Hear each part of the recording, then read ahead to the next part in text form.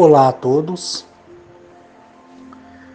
Hoje, 11 de setembro de 2020, agora são 19 horas e 12 minutos e como eu havia prometido para vocês, que pelo menos, uma vez por semana, até que eu recebesse o façam que eu preciso receber para ter paz por definitivo, eu firmei um compromisso, não delegando a vocês a responsabilidade de ficar esperando, que eu gravasse áudio ao meu bel prazer.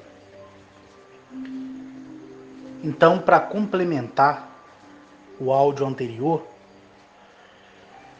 pelo menos até que as coisas se resolvam, até que eu receba o faça-o que eu estou esperando, pelo menos uma vez por semana, seja na sexta, como hoje, no sábado, no domingo, estarei gravando um áudio para vocês. Beleza? No título aí, eu coloquei uma vez aprisionado entre as dimensões. Mas antes de qualquer coisa, eu quero que você ouça o que eu estou dizendo aqui e leve para a tua vida como uma história escrita com E e não com H. Porque eu tenho pedido, para que você não acredite naquilo que eu falo. Eu tenho pedido isso. Por quê? Porque é uma parte da minha história com H. E história, experiência de vida, é algo muito pessoal. E quando compartilhada, ouve quem quer. Eu sempre falei isso e vou continuar falando até os meus últimos dias, que será em 2036.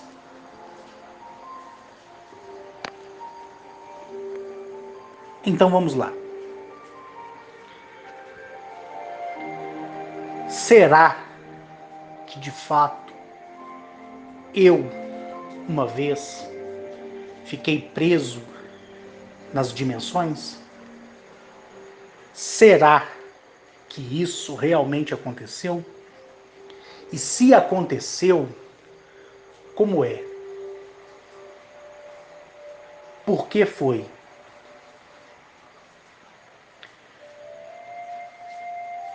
Em 151 áudios, fora esses que eu tenho gravado pela lista de transmissão do WhatsApp, fora as postagens que eu deixei no Facebook por escrito e também por vídeo, fora o conteúdo que está no meu site, que a qualquer momento vai para o ar. Fora isso tudo, se eu disser para vocês que eu contei 0,5% da minha experiência, eu estaria praticando aquilo que eu abomino, que é a mentira. Esse pouco que eu compartilho com vocês, querendo, que cada um que me ouve se torne, uma pessoa melhor para ela mesma, para que de uma forma coletiva se torne um bem maior para os poucos dias, que restam para nós na face do planeta, chamado Eleap. Eu tenho tentado falar. E por mais que algumas pessoas, ultrapassem os limites e fiquem me bajulando, me elogiando, me exaltando, me enaltecendo, tudo isso é bobagem. Porque tudo que eu já falei até hoje tanto intimamente falando para alguns, como em uma experiência coletiva, que é essa que a maioria que me ouve está tendo, né? Em 1000, vou usar o 1000 por ser inteiro, né?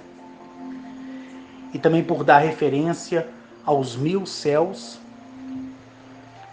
eu vou usar o número 1000.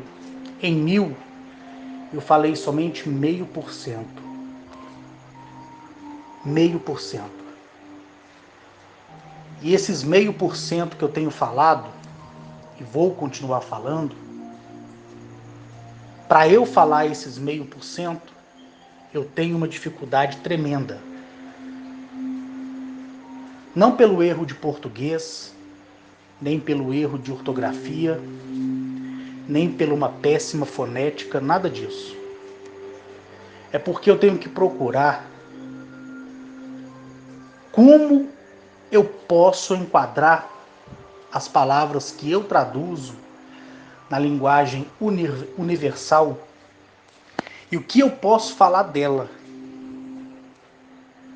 Lembrando que eu volto aqui a afirmar que desde o dia 20 de agosto de 2007, depois o dia 23 de agosto de 2007, quando pela primeira vez eu fui para fora desse planeta e retornei e conheci o sistema de Sírius e voltei, eu nunca mais fui a mesma pessoa.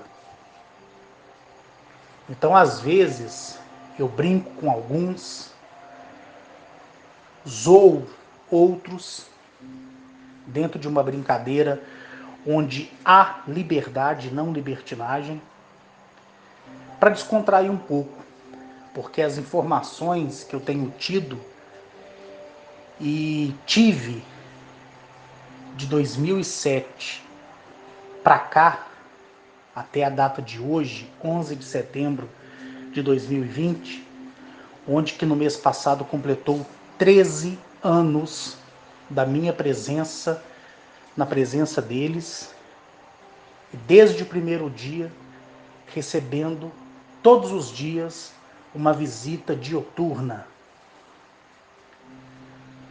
que depois se estendeu com mais frequência, para que eu tivesse capacidade de sobreviver respirando o oxigênio desse planeta. E me matando a cada dia para poder entender a consciência do ser humano como um todo. Eu volto aqui a dizer aquilo que eu vou dizer várias vezes, como já disse, né? Eu não pedi para conhecer nenhum de vocês, e muito menos queria que o mundo me conhecesse. Mas a partir do momento que eu vi o mundo como realmente ele é, e vi o potencial humano, onde a própria figura humana é moldada de capacidade para resolver os seus problemas, as suas necessidades, buscar, almejar nesse tempo final o recurso para a própria vida, transformando cada um de dentro para fora e entendendo aquilo que está por vir, eu decidi de livre e espontânea vontade, como todo mundo já sabe, falar. Falar para quem quisesse ouvir. Para quem quisesse ouvir.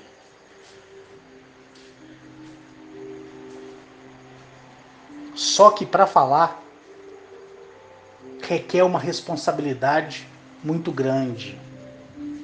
Muito grande. Todos vocês já sabem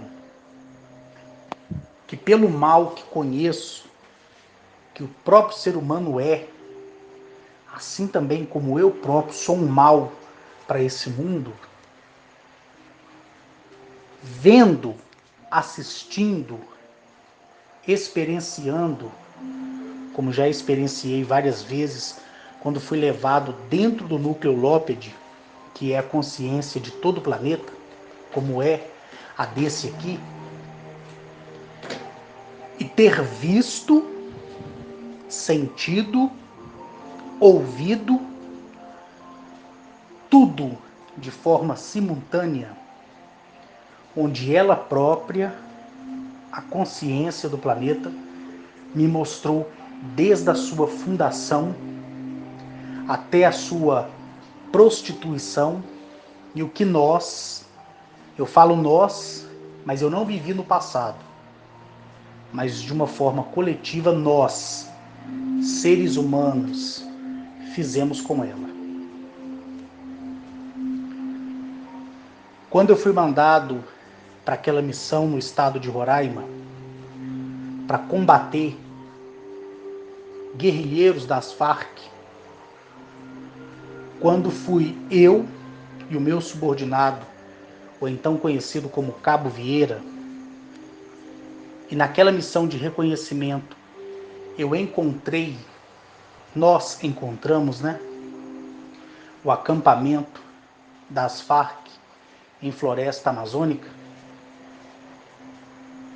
e ali eu matei todos aqueles guerrilheiros, eu também derramei o sangue daqueles homens, daquelas duas mulheres, sobre o solo do próprio planeta. E fiz com que o planeta se embriagasse com o gosto do sangue humano. Uma vez, na quinta série, já passando ali para o ensino fundamental, um colega de escola me empurrou. Eu dei um soco tão bem dado no queixo dele que os 4 dentes da boca dele quebrou e ele cuspiu sangue no chão. E o culpado pela terra ter bebido daquele sangue também eu sou. Das vezes que eu parava na estrada em 2001, 2002, para defecar no chão, urinar no chão, cuspir no chão, eu me tornei culpado por compartilhar do mal que sobrecai a esse planeta. E não é fácil. Não é fácil. Eu já expliquei para vocês que, evidentemente, como nós somos figuras humanas repletas de erro, eu, por exemplo, tenho 999 erros e uma só qualidade. Uma somente. E com ela eu consigo viver muito bem. E por essa minha qualidade eu tenho outras qualidades que condiz a minha qualidade principal. Mas eu tenho 999 defeitos. Eu não estou dizendo isso para que você se sinta aí melhor do que eu, não. E nem para que eu me coloque submisso a você, para que você diga que é importante, mais importante do que eu. Não é isso. É porque quando eu coloco a cabeça no meu travesseiro todos os dias, antes de cochilar, porque eu não durmo, eu sei tudo de errado que eu fiz. Tudo.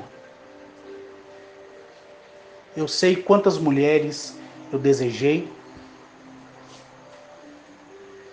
Eu sei quantas pessoas me pediu ajuda.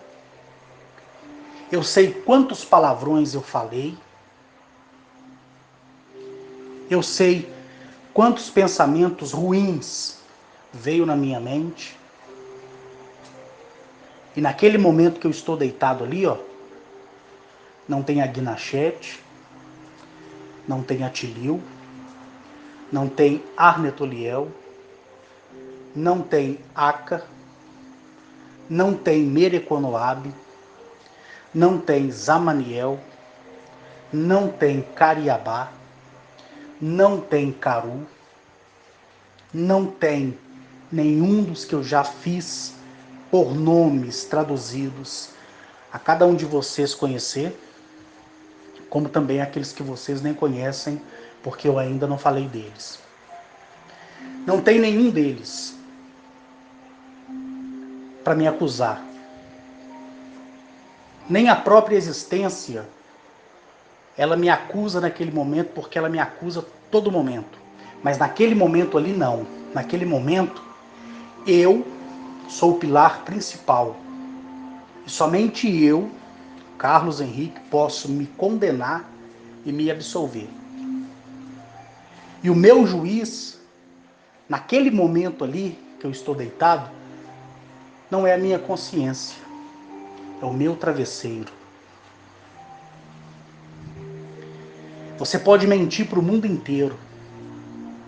Você pode roubar, matar, estuprar, espancar.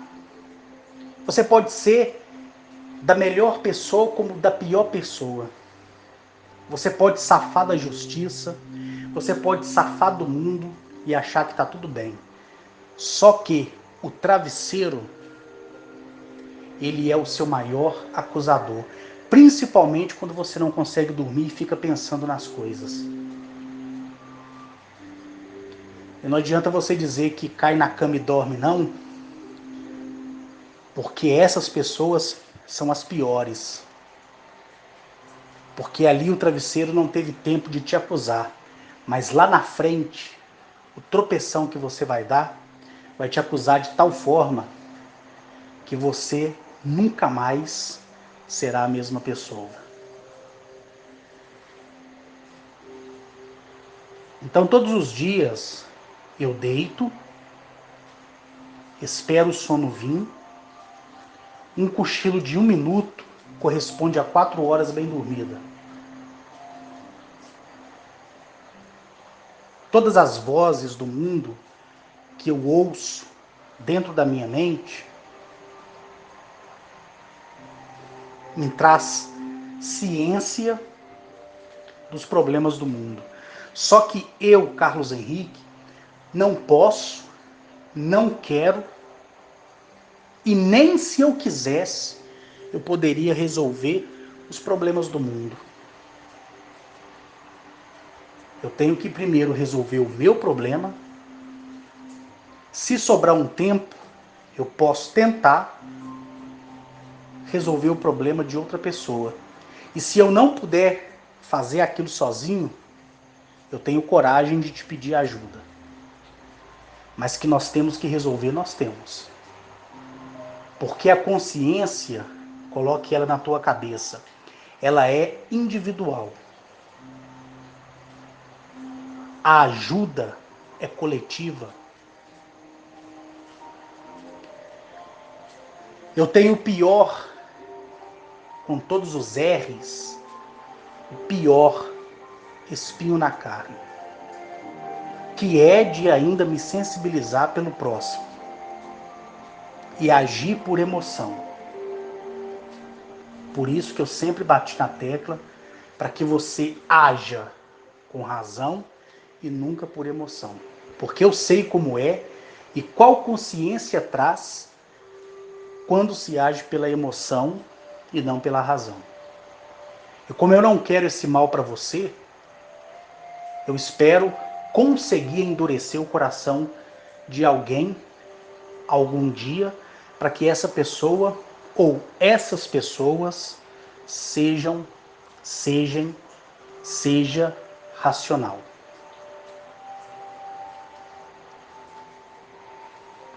Quando eu fui a primeira vez na federação, lá no planeta Teireles, no centro exato da nossa galáxia, não é o centro do universo, é o centro da galáxia. E vi aquele planeta formoso, que parecia ser feito de uma bola única de vidro, com aquela parte plana na superfície, por dentro, olhando aquele planeta, que já falei dele algumas vezes. Quando desci e pude tocar os meus pés naquelas ruas e pude ver aqueles monumentos e todas aquelas pessoas de diversas galáxias, sistemas solares, planetas que estavam ali também, e olhando para o céu, por mais que o planeta pareça ser de vidro, de cristal, aquilo ali, como eu já expliquei para vocês, nada mais é do que a energia da consciência daqueles que estão na liderança da federação.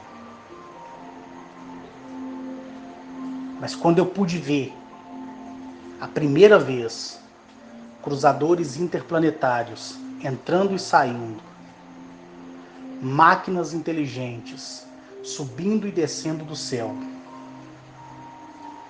criaturas, pessoas que iam de 5 centímetros até 10 metros de altura. Características diversas, tipologias diversas.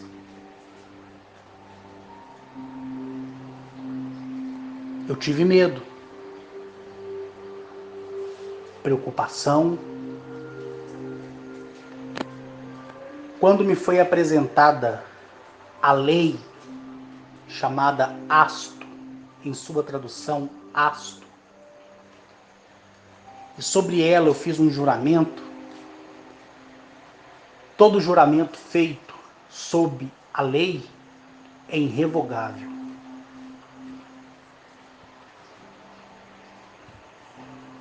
Lá não é uma constituição erguida por homens, onde existe prerrogativas e brechas para emendas na lei. Não. A lei lá, ela fala sim ou não. Ela te dá o dever e o direito. Então, quando eu fiz o juramento, no dia que eu fiz o juramento, eu fiz porque eu quis. Ninguém me obrigou. A Guinachete, princesa de Sírios, e futura mãe minha biológica, não encheu a minha cabeça dizendo: olha, Arques, ou, humanamente falando, Carlos, vai lá e jure. Não.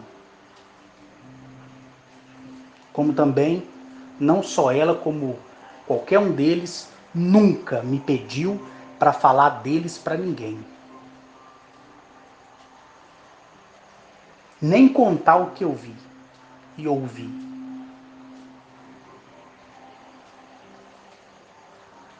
Na época, conversando com alguns colegas de primeira classe, segunda classe, terceira classe, e eles, cientes, da doença que eu tive, que foi o câncer, no fígado, no intestino, no estômago, eles me são testemunhas, assim como os meus exames da época, pós e contra. Então eles me perguntavam: como é o planeta visto de fora? Como são esses seres? E eu falava, porque me perguntavam. Mas eu sabia que se um dia eu falasse para qualquer pessoa, muitos duvidariam. Por quê? Porque em nós, em cada um de nós, existe uma figura chamada Tomé. Nós temos o direito de duvidar, nós temos o direito de questionar qualquer coisa, nós não devemos acreditar em tudo, entenderam? Só que quando alguém como eu, ou como outros que tem por aí, conta a sua experiência de vida, abrem as suas biografias, acredita quem quer. Ninguém que conte a sua história é obrigado por si provar ela para alguém. Quem quiser ouvir, ouça. Quem quiser usar alguma coisa para sua vida e tirar proveito, que use. Se não quiser, eu não vou deixar de jantar por isso, nem de almoçar, nem de lanchar pela parte da manhã e pela parte da tarde, porque alguém acreditou ou não acreditou naquilo que eu falo. O importante é o que eu vi. Para mim. E mais importante ainda foi o compromisso que eu assumi na lei Asto. Toda ela, do primeiro artigo ao último artigo e parágrafo, está na minha mente. Por isso que o travesseiro é o meu acusador. Porque ser julgado e achado em falta, todos os dias eu sou. Todos os dias.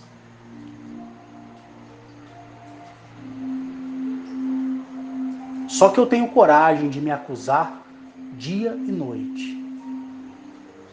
E uma coisa que eu aprendi é que eu não devo satisfação para ninguém. A não ser para mim mesmo. Só que como me foi dada essa bênção ou essa maldição de ouvir o mundo falar na minha cabeça 24 horas por dia, 7 dias por semana, 30, 29, 28, 31 dias por mês, se é uma bênção ou uma maldição, não me interessa. Mas ouvindo a minha espécie, me fez odiar. Odiar, é ódio mesmo. Só que eu sabia que isso estava errado. Porque quando eu era criança, depois me tornei adolescente, jovem, no sentido da vida, né? Porque eu sempre fui homem. Só que se você que tem 11 anos, 10 anos, e é um homem responsável, você disser que é homem, vão dizer que você é criança. Mas quando nasce, nasce homem ou mulher. Não nasce menino e menina. É homem ou mulher. De acordo com o tempo que o entendimento humano vai dizer o que aquela pessoa quer ser, ou de que maneira ela foi forjada, ou qual será a sua característica ou pretensão. Então eu, como criança, como jovem, adolescente ou jovem, me falaram do amor, do perdão, da paz, me falaram de Deus, de Jesus, do Espírito Santo, do diabo, do demônio, me falaram dos espíritos, me falaram de muitas coisas, porque como eu estou no mundo, eu sou parte dele. Então tudo que é bom, tudo que é ruim, e você segue aquilo que você quiser. Só que quando eu adoeci e fui diagnosticado em meados de 2002 para 2003, eu via pessoas que vinham até a mim me pedir dinheiro emprestado. Por que você pediria dinheiro emprestado para uma pessoa que foi diagnosticada com câncer? Por quê? Eu tenho a resposta. É porque a longo prazo existe a possibilidade da pessoa morrer e você não ter dívida nenhuma mais.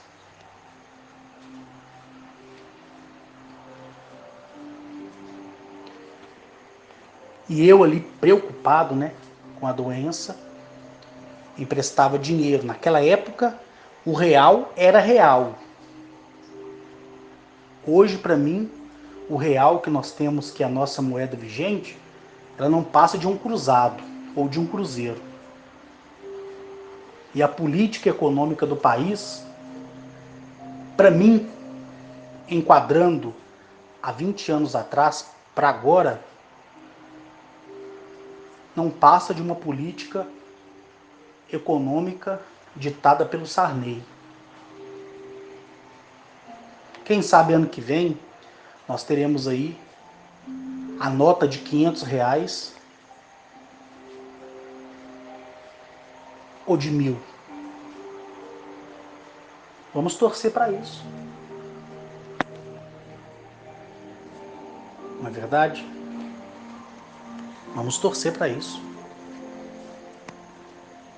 Então alguns apontamentos já acontecem. Então, por viver no mundo, eu tenho que saber dessas coisas. E quando as pessoas chegavam a mim com um olhar de pena, me visitavam, me bajulavam e me pediam dinheiro emprestado. Então, naquela época, o real era real. R$ 1.000 naquela época é como se hoje fosse R$ 10.000 na mão de quem ganha um salário mínimo. A pessoa vai ficar feliz. Vai ficar feliz. O valor real,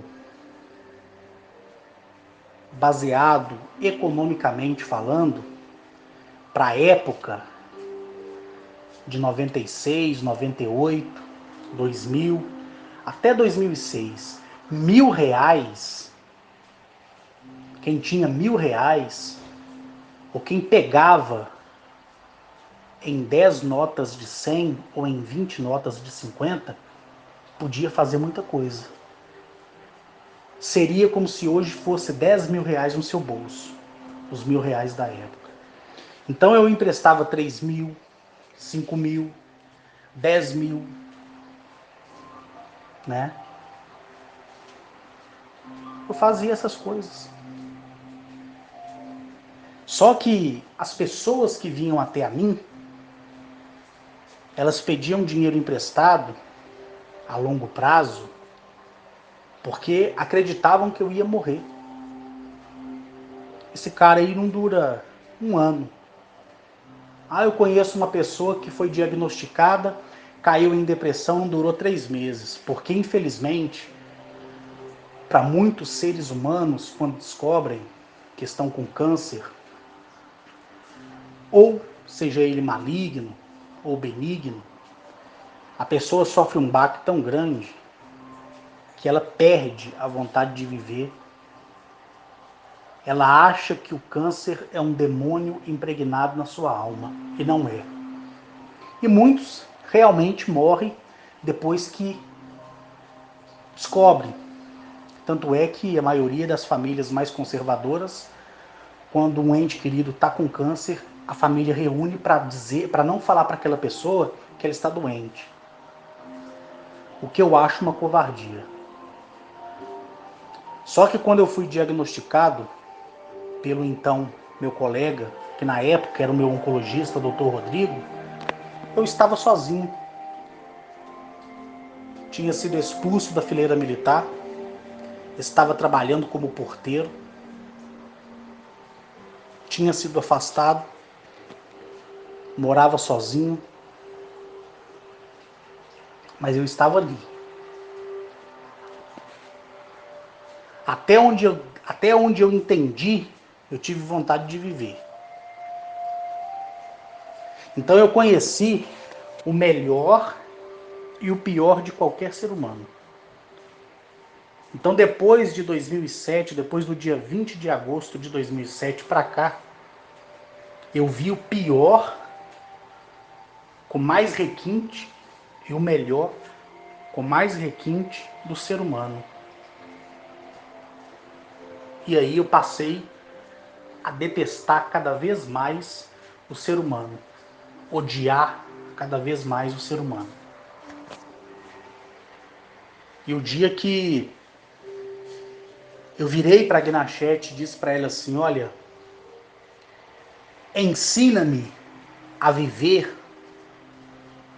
em harmonia com essa minha espécie, coloca dentro do meu sentimento uma razão para viver em prol de um auxílio para a humanidade. A Gnachete, ela de modo algum estalou os dedos e disse assim, haja luz. Não. Ela me orientou a viver com o melhor e o pior do ser humano. E para onde eu fui? Fui morar em uma república. Em uma república.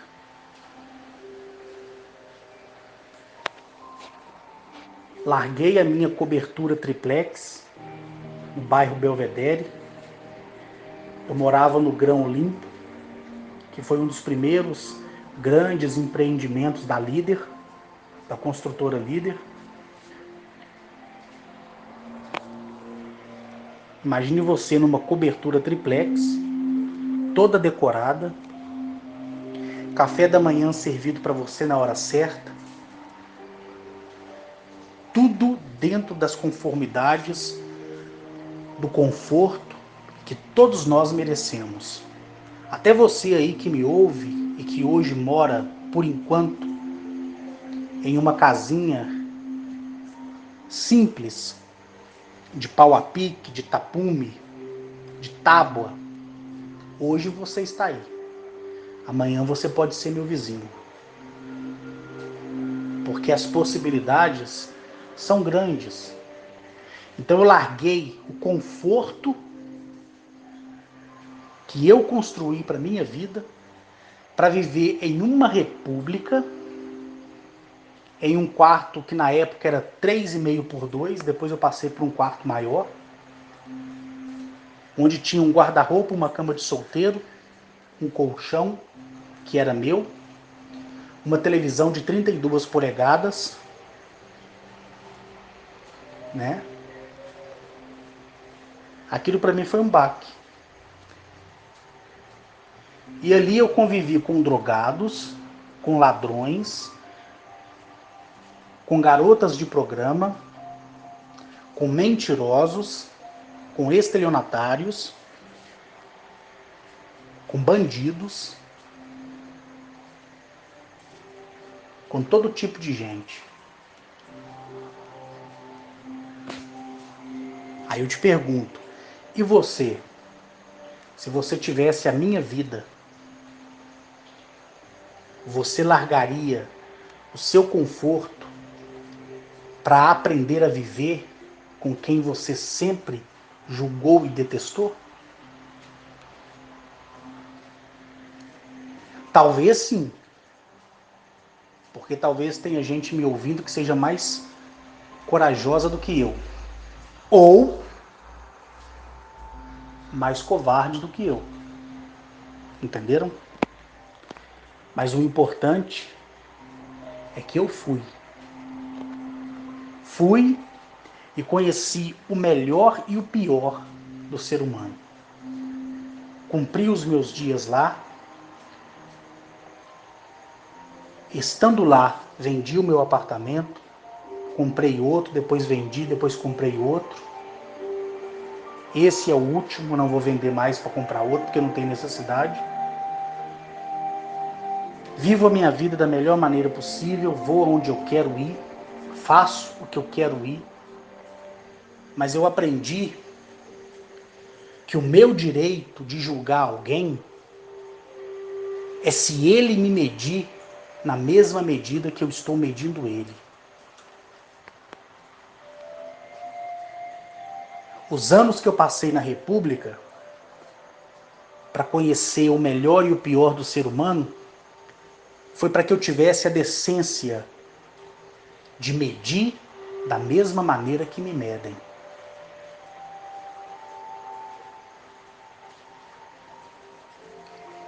Eu sou frio por natureza. Frio. As pessoas que conheceram-me provisoriamente em Juiz de Fora e outras que me conheceram provisoriamente em São Paulo olharam para os meus olhos e disseram coisas maravilhosas. Só que eu enxergo o coração de cada um. Então não adianta mentir para mim. Mas eu sei que o testemunho foi sincero. Eles olhavam para os meus olhos e diziam: os olhos dele não é humano. Realmente, porque o olhar não era meu, o meu olhar é frio. O meu olhar é frio. Mas o olhar daqueles que estão em mim é um olhar de luz. A presença daqueles que estão comigo é que faz as pessoas que chegam perto de mim se sentirem bem.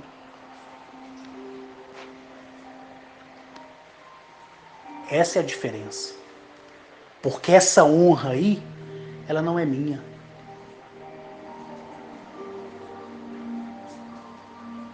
E enquanto eu viver aqui até 2036, nunca será. Então eu meço da maneira que eu sou medido.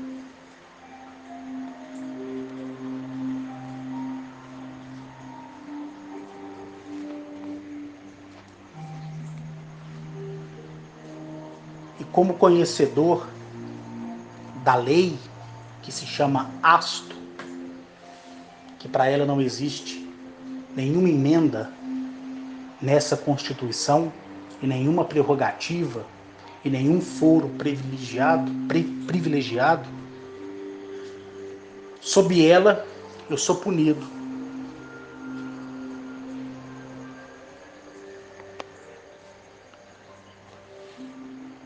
Tudo que é meu é deles. E tudo que é deles é meu. Quando eu pedi para fotografá-los, nunca eles disseram não. Quando eu pedi para filmá-los, nunca eles fizeram qualquer objeção. Quantas e quantas vezes, em Patos de Minas ou em Juiz de Fora, bem antes do filho, da filha, do filho que me foi enviado para cuidar de tudo que é meu, antes dele vir, quando eu voltava de Sete Lagoas, quando ele caiu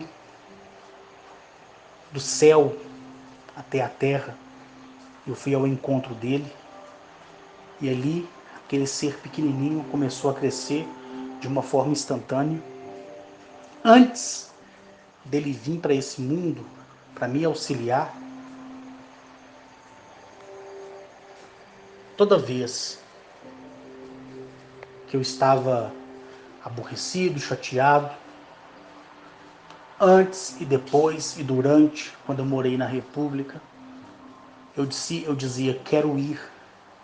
Na mesma hora, aparecia uma máquina inteligente ou uma fenda no espaço-tempo abria, ou eu era transladado ao abrir e piscar de olhos para o lugar que eu queria ir.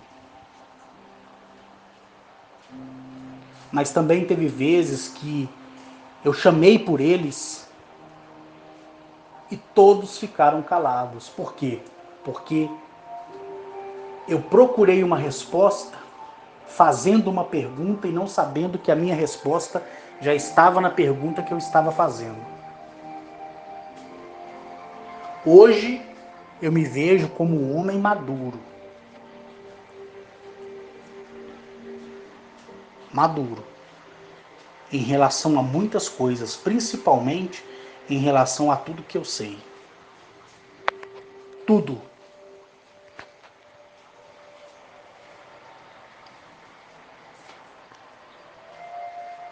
E por que que eu sempre bato na tecla de dizer para vocês, gente, nunca haja por emoção. Porque 90% das vezes eu, Carlos Henrique, ajo por emoção.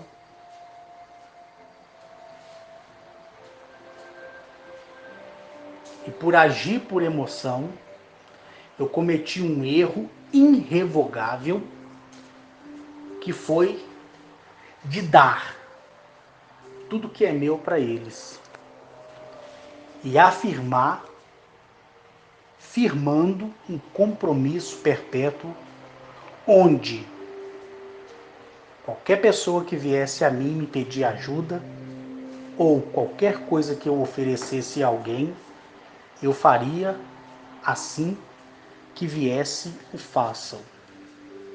Depois, quando eu dei por mim, eu vi a besteira que eu fiz, mas a besteira não foi de dar tudo que é meu para eles, não. Para que eles ditassem a regra do sim e do não. Não foi esse o erro. Foi não ter pensado com maturidade, né, quando e onde eu deveria agir. Porque no momento que eu fiz o meu juramento sob a lei Asto, eu assumi a responsabilidade de qualquer absolvição ou condenação. Não tem Criador deste céu ou do céu de número 999. Não tem primogênito da mais alta hierarquia. Não tem criadores, arquitetos, construtores, vigilantes, observadores. Não tem ninguém, nem a própria arquiteta de tudo, nem o próprio arquiteto de tudo que habita o milésimo céu, nem eles podem me livrar de uma condenação. Porque a arquiteta e o arquiteto de tudo é a própria lei. Porque eles criaram. E não há nada mais belo em um homem e em uma mulher quando a pessoa tem palavra de ir até o final.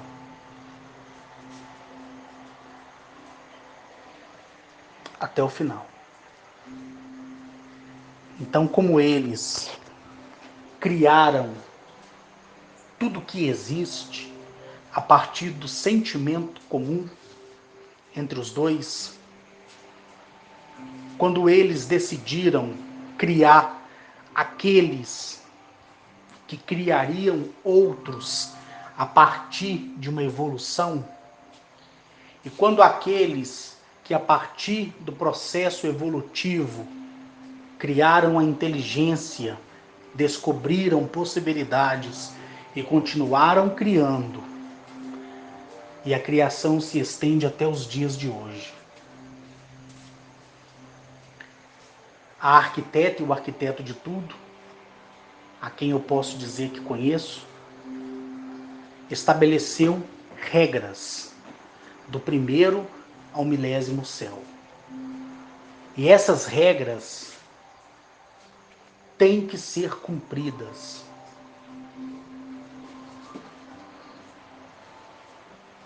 E teve uma vez que eu me afastei do compromisso da regra e quebrei a regra.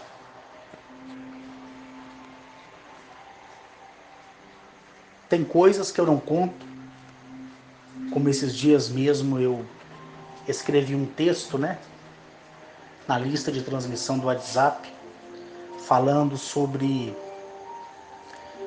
a pessoa, né, que criou o nosso sistema solar, onde o nosso artista aí está elaborando o desenho dela. Eu só falei dela porque ela me autorizou.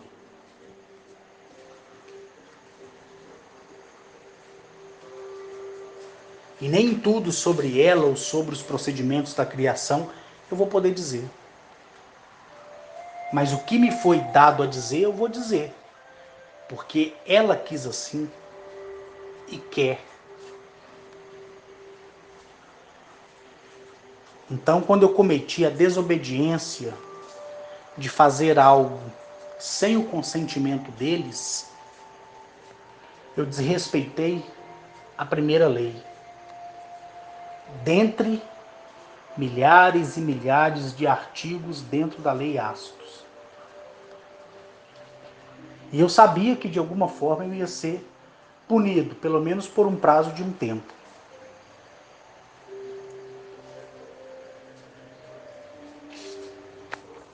A única chance que eu tive foi de ligar para a Cíntia e falar assim: Cíntia, avisa a Débora, a Camila, que por um tempo eu vou ficar afastado, mas tudo está na mão de vocês.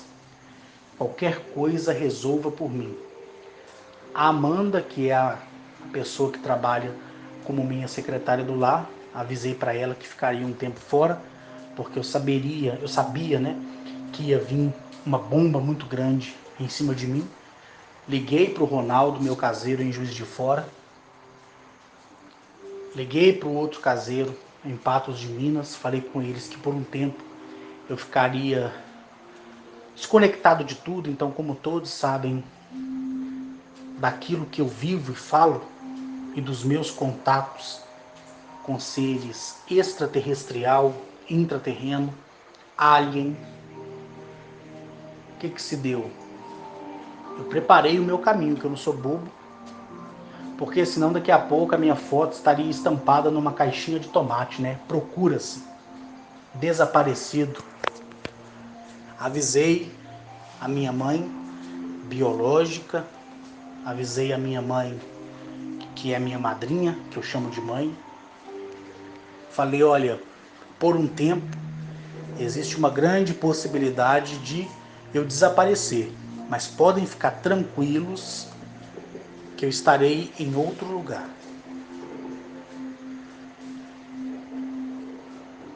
Passou um dia, 2 dias, 3 dias, uma semana, e eu, com medo, preocupado, temeroso,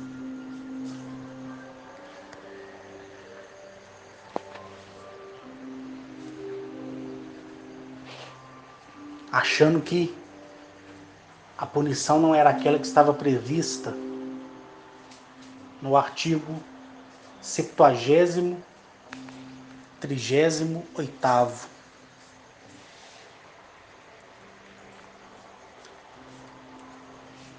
O meu medo era tão grande que quando eu abria a porta, igual eu vou fazer aqui agora, aqui com a porta do quarto, ó, escuta, ó. E olhava para o quarto, igual eu tô olhando aqui agora, o meu medo, vou fechar aqui a porta aqui, ó. Agora eu vou abrir de novo, ó. Eu abria bem devagar, como eu fiz aqui agora aqui, para ver se realmente era o meu quarto, se não era uma dimensão paralela.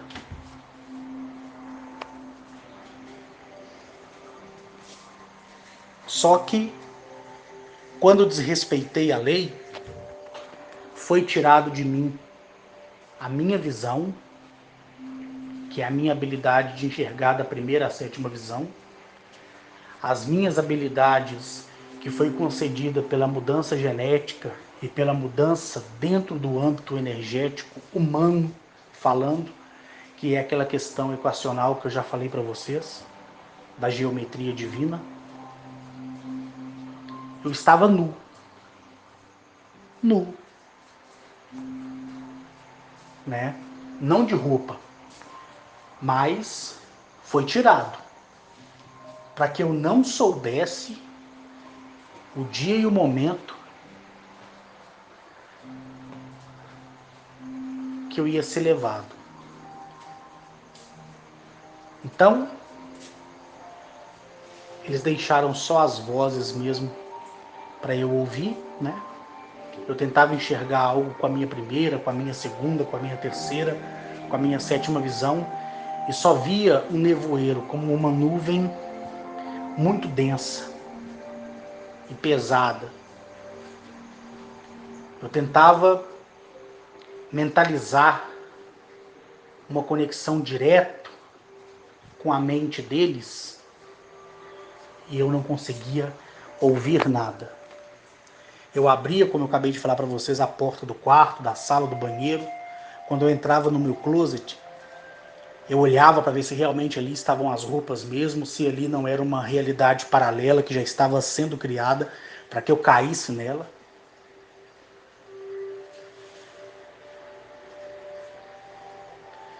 E eu me lembro que a minha alternativa, já que eu tinha avisado as pessoas que eu ia ficar um tempo sumido, que não era para ninguém se preocupar comigo, foi ir para o meio do mato. Deixei todos os meus documentos em casa, vesti um short, calcei um tênis, coloquei uma camiseta e fui andando para o meio do mato, passeando. E não era mato fechado, era uma trilha, né, de motocross e de ciclistas também. Fui andando devagarzinho, comecei a perceber que naquele momento ali o bicho ia pegar mesmo.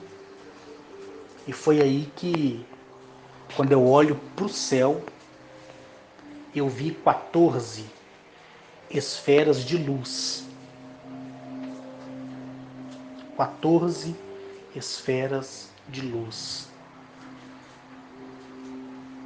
E cada uma delas lançou um feixe de luz fino como um laser direto em mim. E ali eles começaram a reconstruir a minha condição equacional da minha matriz divina, porque toda matriz é uma equação, como já expliquei para vocês. E ali dentro daquilo que existia em mim, que me faz ser racional, que me faz ser humano, seja bom ou seja ruim, foi calculado por aquelas 14 esferas e por consequência do julgamento e das coisas boas e ruins que eu fiz, foi pesado mais as coisas boas do que as ruins, porque a balança de 4 pratos é justa. Mas mesmo assim, eles criaram uma dimensão, essa dimensão não existia. Eles criaram essas 14 esferas do juízo, eu chamo elas assim, 14 esferas do juízo. Elas criaram uma dimensão, porque a elas foi dada autoridade para isso, e ali eu fiquei aprisionado. Imagine você ficar dentro de um quarto que não é quadrado, nem retangular, nem redondo, nem octogonal, nada. É uma coisa tão estranha que as repartições que a gente pode chamar de parede, elas se alteram, elas se rearranjam a cada tempo. Então imagine você ser colocado dentro de uma caixa. Eu posso dar uma referência como uma caixa. Imaginou você estar dentro de uma caixa agora? Vamos colocar que essa caixa ela é 8 por 8 metros. 8 de largura, 8 de comprimento, 8 de altura. Agora imagine que essa caixa está fazendo com que as suas paredes fiquem tortas e ao mesmo tempo elas voltam para a propriedade comum. Agora imagina que essa caixa, as suas paredes são feitas do que parece ser argila. Agora imagina que existe algo lá fora que esteja esquentando essa caixa e fazendo com que essa argila derreta, e essa argila deixa de ser argila e passa a ser uma cera de vela, derretendo com o calor do fogo. Deu para você imaginar? Agora imagina que essa vela derretida, essa cera, ela começa a subir no seu corpo, vai até a altura do seu peito, tampa a sua boca, tira a sua respiração, e quando você pensa que vai morrer, você volta para o primeiro lugar, que é dentro da mesma caixa, que começa a mudar de forma, as suas paredes passam de argila para cera derretida e começa esse processo todo novamente. Deu para você imaginar? Foi dentro de uma dimensão como essa que com muita felicidade eu fui colocado. Eu respirava, puxando o ar que não existia. A minha cabeça dava uma pressão tão grande. Eu tinha cãibra na bochecha, eu tinha cãibra no maxilar, eu tinha cãibra nos cotovelos, toda parte do corpo humano que a gente chama de área de dobra, que é essa área que você pode dobrar como cotovelo, joelho, tornozelo, toda essa área de dobra do nosso corpo humano tinha cãibra. Agora imagina você dentro de um lugar como esse. Essa cera ela vinha com calor próprio, que ao mesmo tempo que parecia uma cera de vela derretendo, parecia uma argila, porque era fria e às vezes quente. O frio queimava, o quente queimava, era uma confusão doida. Agora você vai imaginar que nada disso existe e você está no escuro. E na sua frente começa a criar vários elementos que você não tem ideia do que seja. E quando você tenta tocar, você é transportado para dentro daquele elemento e você passa a ter as mesmas experiências que você teve dentro da caixa. E aquilo vai se repetindo, se repetindo, se repetindo, se repetindo. E a sua mente humana, que é limitada, ela cansa e cansa muito fácil. E você é torturado por aquilo e você não sabe quanto tempo você está ali, se é 30 segundos, se já fez 1 minuto, 2 minutos, 3 minutos. Será que é para sempre? Será que quando eu sair daqui eu ainda vou ver aquilo que um dia eu chamei de família? Ou aqueles que um dia eu chamei de colega? Como o mundo vai estar? Será que já aconteceu a Terceira Guerra Mundial? Será que eu acertei alto na bolsa de valores? Será que houve uma valorização no lastro das riquezas brasileiras? Você começa a colocar para fora tudo aquilo que você constrói, porque você está aprisionado em uma dimensão. E você ali dentro começa a se tornar hostil. Por isso que os inimigos dimensionais são hostis, porque foram abandonados por aqueles que os criaram, com a promessa de um dia resgatá-los. Só que aqueles que os criou foram destruídos. E aqueles que foi criado, aquelas criaturas, ficaram repetindo dioturnamente as mesmas coisas. Só que a eles foram colocados em uma dimensão totalmente diferente. Eles podiam ver tudo que se passava e tudo que se passa como eles conseguem ver. Como eu já expliquei também várias vezes para vocês. No meu caso, não.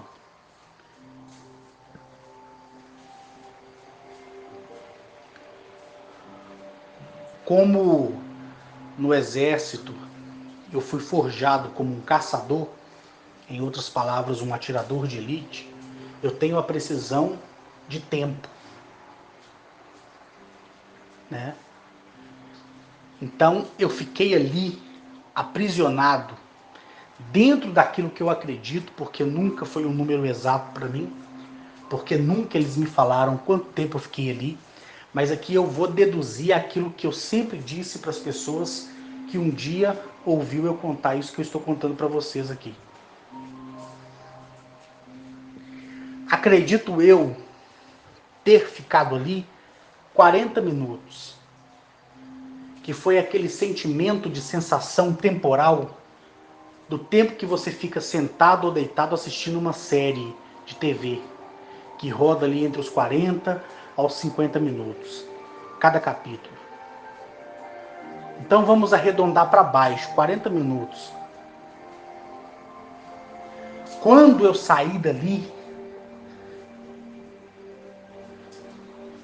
eu não estava mais naquela trilha que outrora eu fui capturado pelas 14 esferas, que eu chamo de esferas da justiça ou esferas do julgamento. Sabe em que região eu saí? Em um vilarejo no estado do Amapá.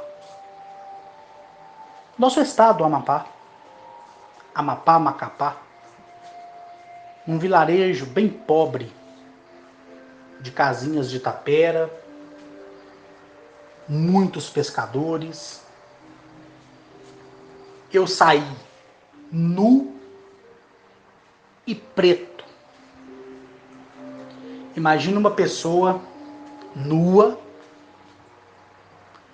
toda chamuscada de fogo, a minha sobrancelha fedia queimado, os meus cílios, o meu cabelo estava enrolado, os meus braços estavam todos torriscados, eu não tinha mais pelo no corpo, liso, porém preto, preto mesmo.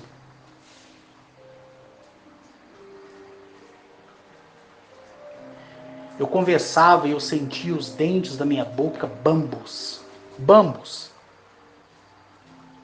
E quando eu conversava, sangrava a minha gengiva. E eu conversava tudo enrolado.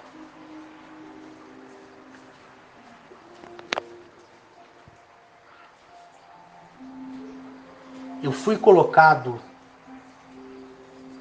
melhor, eu desobedeci à lei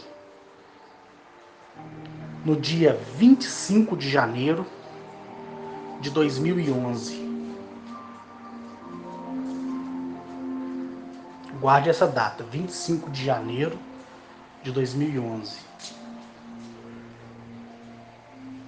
Eu fui julgado, sentenciado. As esferas do julgamento veio ao meu encontro no dia 5 de fevereiro, às 14 horas e 19 minutos.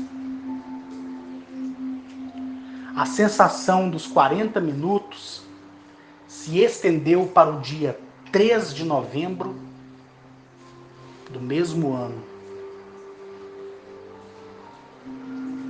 Quantos meses eu fiquei dentro das dimensões, longe de tudo que era acessível a mim.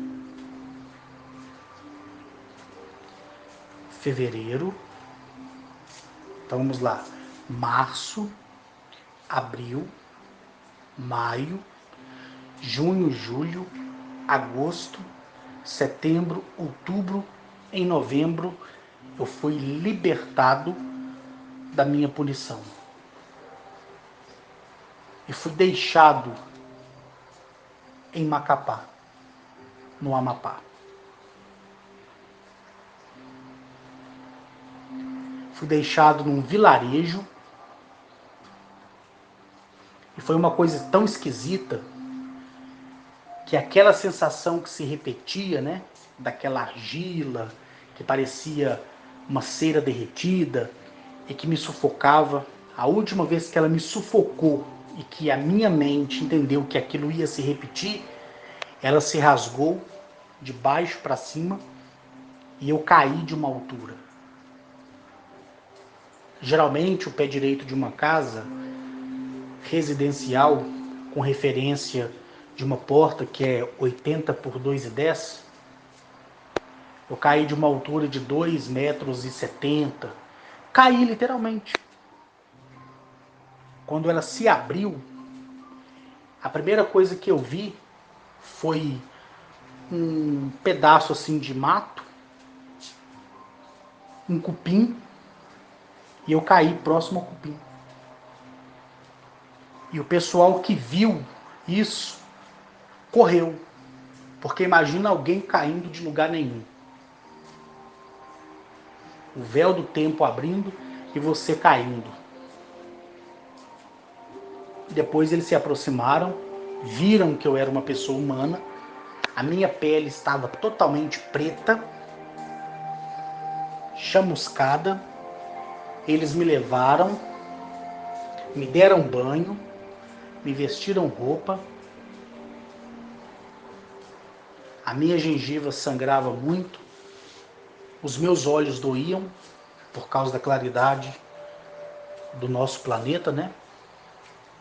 E da energia que o Sol transmite para nos proporcionar essa claridade que temos no dia. E ali, eu sem saber o que fazer, porque minha mente estava 1000 por hora. De um dia por outro, a minha pele, que era preta, ficou branca. Do jeito que ela é hoje. Mas não ficou cabelo nenhum. Pelo nenhum no meu corpo. Cabelo, o que ficou queimado, eles rasparam para mim. Eu fiquei sem sobrancelha, sem cílios. Os meus dentes ficaram amarelos. E foi uma confusão danada.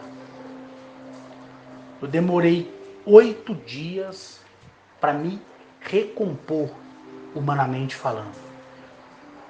E para aquelas pessoas ali naquele vilarejo que me socorreram, eu contei o que tinha acontecido, dei o testemunho da minha vida. No 9º dia, todas as minhas habilidades foram devolvidas. E como eu tinha saído de casa sem nenhum documento, só de tênis, bermuda e camiseta, e fui devolvido totalmente nu, despido de alto a baixo, se fosse usar os recursos financeiros, eu teria que me apresentar a uma agência bancária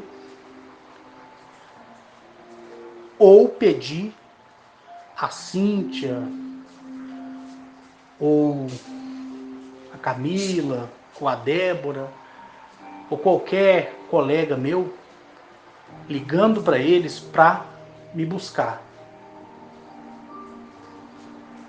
Como eu estava sem documentos, naquela época não existia ainda a biometria nos bancos, então eu não podia ali confirmar que eu era o cliente daquele banco, porque eu não tinha documento nem nada.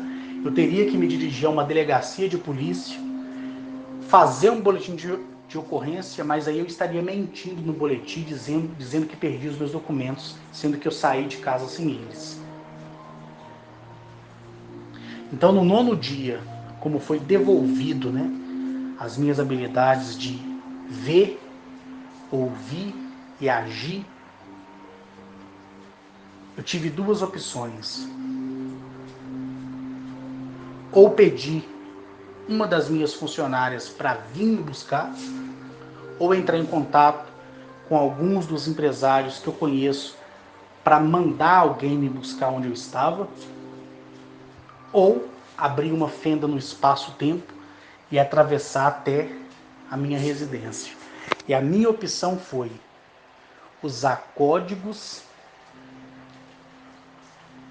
sigilos, me despir novamente e atravessar o espaço temporal para chegar até a cidade de Juiz de Fora, onde eu tenho um patrimônio.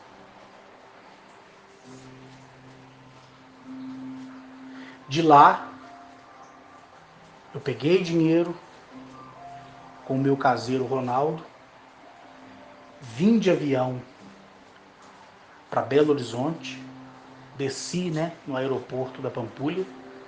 Do aeroporto da Pampulha tomei um táxi e fui direto para casa. E como eu sempre viajei de companhia aérea, de táxi aéreo particular, eu tinha meu cadastro, a minha foto, então não foi necessário nenhum documento, porque eu viajava sempre pela empresa. Mas se eu fosse lá no estado do Amapá,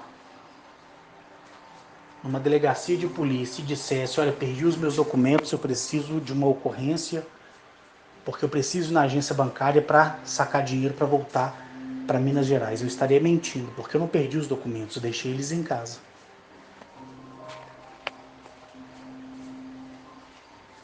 Então, os 40 minutos que eu acredito ter ficado lá, surtiu essa quantidade de meses aprisionado e torturado. Algumas pessoas viram para mim e falam comigo assim: Carlos, por que você não mata alguns inimigos dimensionais?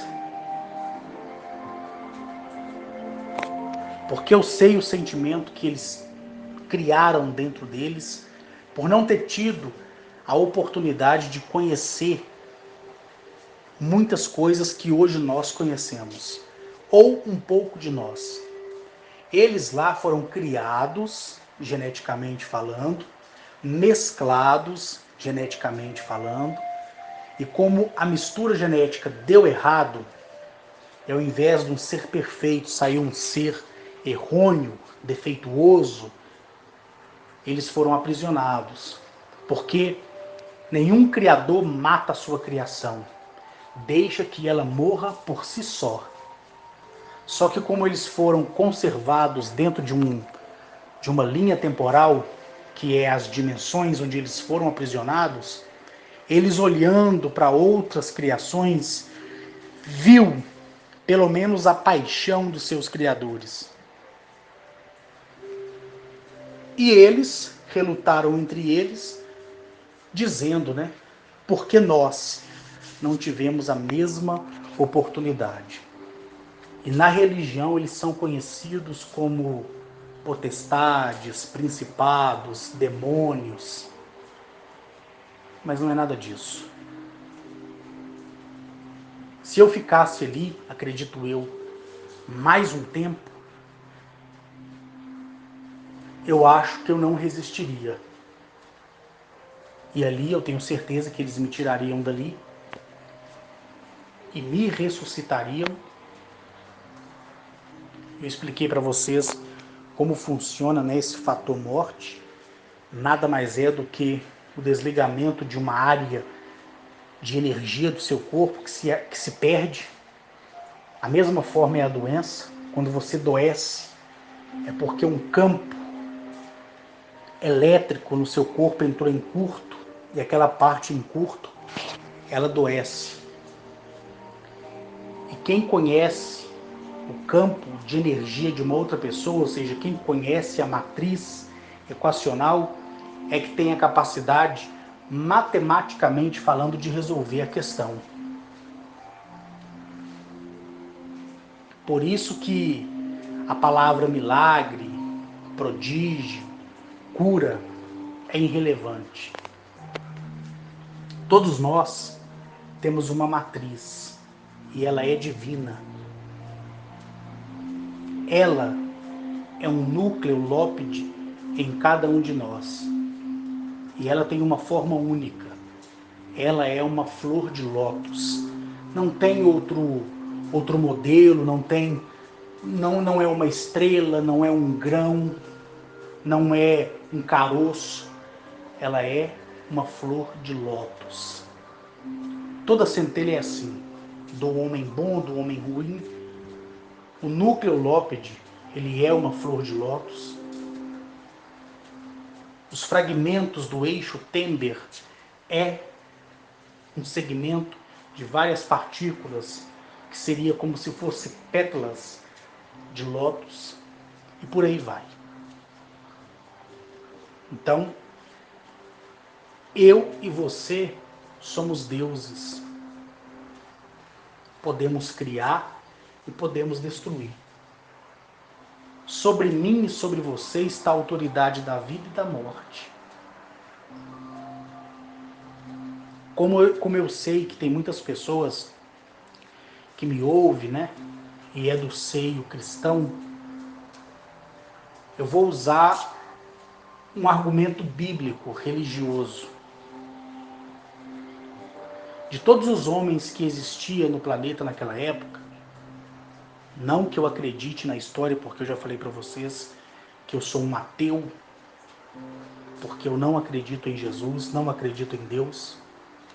Acreditei um dia, mas depois de tudo que eu vi, não tem como eu protestar essa fé. Biblicamente falando, como fui cristão e li as Escrituras, eu tenho o direito de falar. Quando o irmão de Marta, Lázaro, estava doente, Jesus sabia, mas ele estava em uma missão. Não é assim que narra as Escrituras? E Marta e sua irmã foi ao encontro dele e pedia para que ele fosse ao encontro de Lázaro, o seu melhor amigo, porque só assim Lázaro ficaria são. E a Escritura diz que Jesus não foi. Por quê? Se esse fato fosse verdadeiro, eu poderia dizer que Jesus, ele sabia do esquema equacional da matriz divina do seu melhor amigo Lázaro. Por que que dentre milhares e milhares de pessoas viventes naquela época, somente o Jesus tinha capacidade de devolver visão, olfato, paladar, tato e ressuscitar dos mortos, né? Quem tinha se desligado. Por que que só ele e outra pessoa não? Por que que somente ele teria que ser o personagem principal, sendo que o segredo ele foi deixado por Arnetoliel para todos. E o homem corrompeu o segredo. E o segredo se afastou do homem. Mas, biblicamente falando, o que aconteceu? Jesus, quando chegou ao encontro de Marta,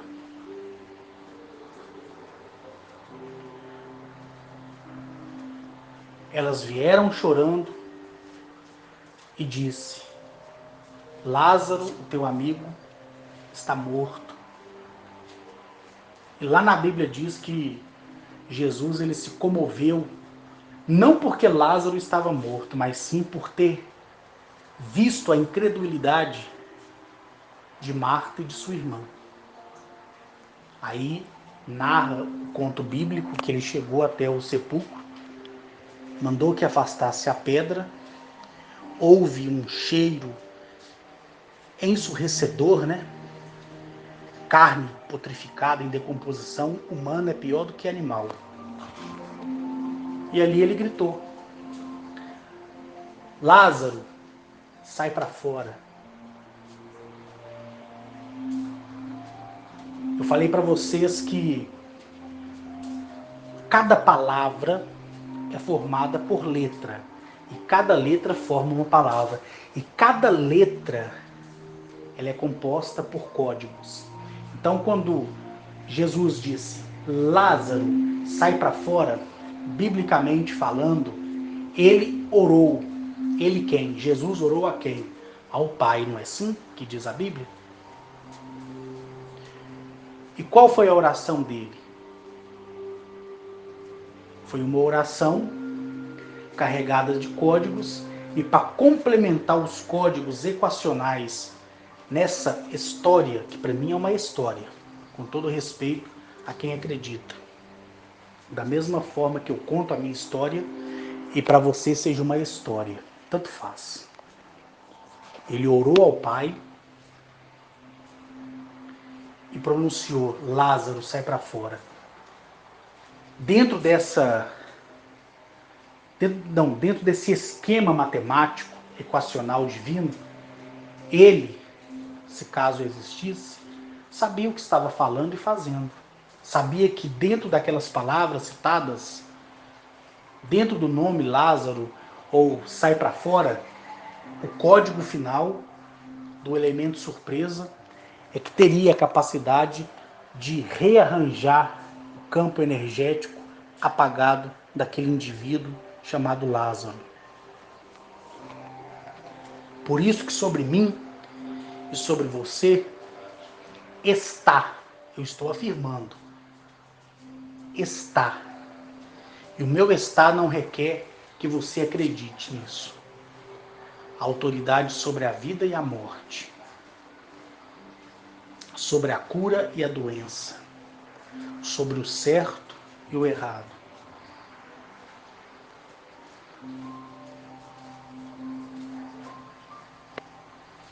Quantos passarinhos, quantos cachorros, gatos, cobras, escorpiões, lacraias, aranhas, baratas, ratos, que eu tive a oportunidade de ver morto, e só pronunciando os códigos corretos, aquele bicho, aquele animal,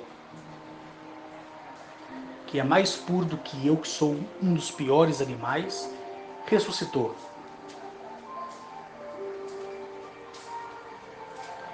Até pouco tempo eu ainda fazia isso, mas eu percebi que se eu fizesse para o público ver,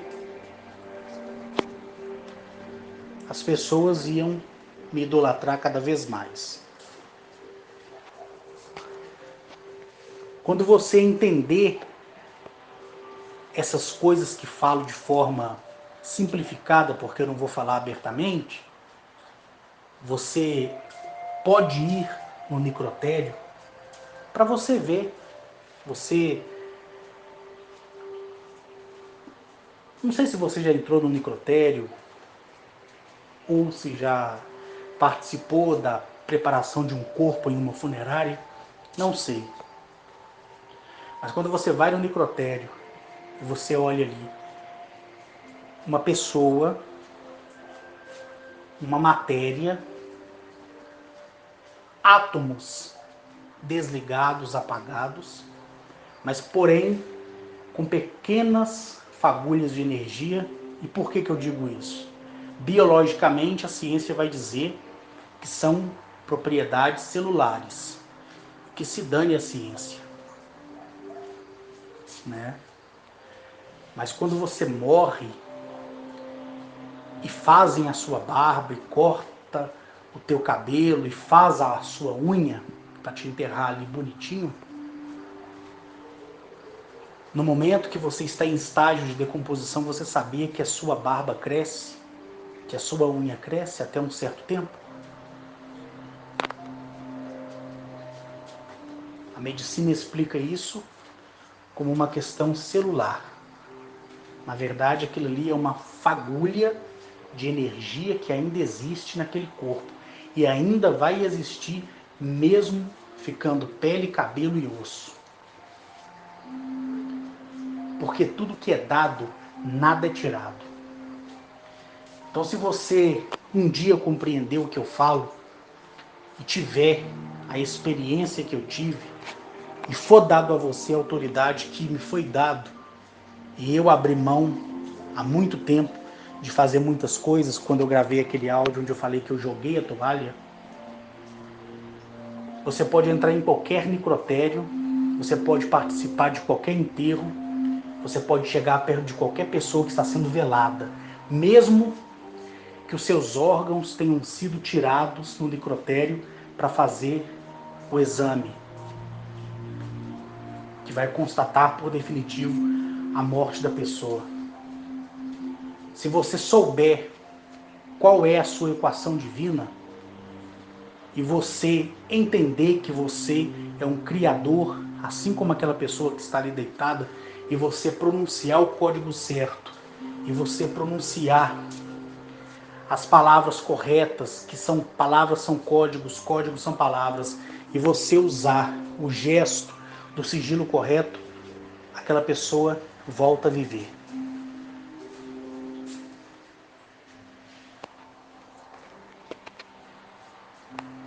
Volta.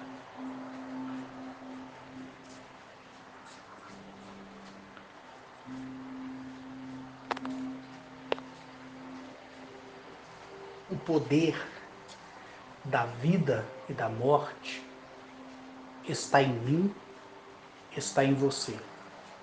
Só que, infelizmente, ou felizmente, muitos no momento não entendem isso. Mas um dia vai entender. Quantas e quantas vezes eu participei de funerais, velórios, e eu olhava ali aquele corpo deitado e via os fragmentos de energia soltando fagulhas como se estivesse sofrendo um curto-circuito interno. É o mesmo que você tocar o negativo no positivo e o positivo no positivo. E eu sabia que só de pronunciar a equação correta, que é o código correto, aquela pessoa reviveria. Independentemente se ela estivesse aguardando a sua ida em Nírio ou se ela estivesse direto em Nírio. Eu deixei de fazer muitas coisas e de mostrar muitas coisas, como eu já mostrei para a maioria de vocês que me são testemunhas. Por quê? Para que vocês tivessem liberdade, como tem, de cada um de vocês descobrir os seus próprios caminhos. Essa é a verdade, e a verdade é lei. Então é isso que eu queria contar para vocês e dizer para vocês que me ouvem que não é fácil viver com eles, estar com eles, jurar com eles e representá-los diante dos homens.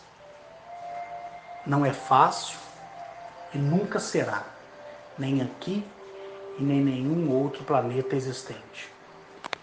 E com essa mensagem eu finalizo e desejo a cada um ótimo final de semana e no domingo um bom início de semana para todos.